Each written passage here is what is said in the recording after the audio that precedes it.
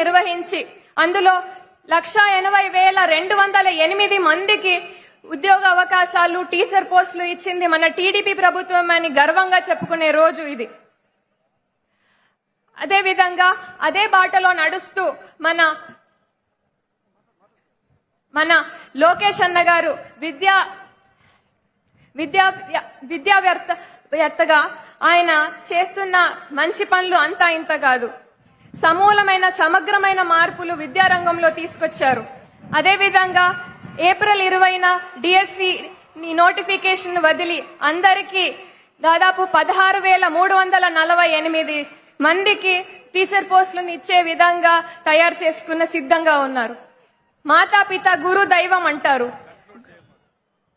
గురువుకి ఇవ్వాల్సిన మంచిగా ఉన్న ఒక గౌరవం ఇస్తూ ఒక గొప్ప రాష్ట్రాన్ని ముందుకు తీసుకెళ్లే విధంగా మన కూటమి ప్రభుత్వం నడుస్తుంది అని నేను చాలా గర్వంగా చెప్పుకుంటాను.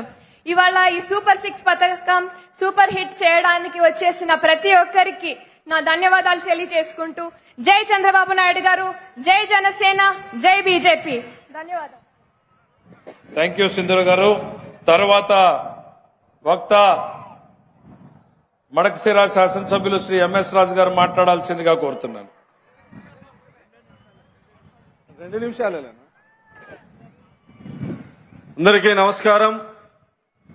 తెలుగుదేశం, బీజేపీ, జనసేన నాయకుల సంయుక్తంగా ఏర్పాటు చేసిన సూపర్ 6 సూపర్ హిట్ సభకు విచ్చేసి జయప్రదం చేసిన అనంతపురం ఉమ్మడి జిల్లా ప్రజానీకానికి, తెలుగుదేశం, బీజేపీ కార్యకర్తలందరికీ నమస్కారాలు తెలియజేస్తూ, నిన్నటి వరకు ఎర్రటి ఎండలుండేటివి ఈ రోజు మన సభ జరుగుతుంటే ప్రకృతి కూడా గౌరవ ముఖ్యమంత్రి చంద్రబాబు నాయుడు గారికి సహకరిస్తూ చల్లని గాలులు వీస్తున్నటువంటి ఈ సందర్భంలో గత 5 సంవత్సరాల రాక్షస ప్రభుత్వాన్ని కూకటి వేలతో సహా పెకిలించి గౌరవ ముఖ్యమంత్రి నారా చంద్రబాబు నాయుడు గారి నాయకత్వంలో కూటమి ప్రభుత్వాన్ని ఏర్పాటు చేసి ఏవైతే హామీలు ఇచ్చారో ఆ హామీల్ని ఒక్కొక్కటిగా నెరవేరుస్తూ వచ్చినటువంటి తరుణంలో 1 ఇయర్ కాలంలో గౌరవ ముఖ్యమంత్రి ఏవైతే ప్రతిపక్ష నేతగా హామీలు ఇచ్చారో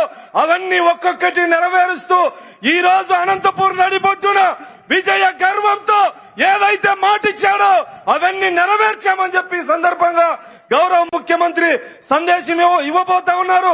అదేవిధంగా ఉప ముఖ్యమంత్రి పవన్ కళ్యాణ్ గారు గత 5 సంవత్సరాల కాలంలో దళితులు, మైనార్టీలు, గిరిజనులు అన్ని రంగాలుగా అభివృద్ధి నోచుకోక వెనుకబడినటువంటి సందర్భాన్ని మనందరం చూశాం.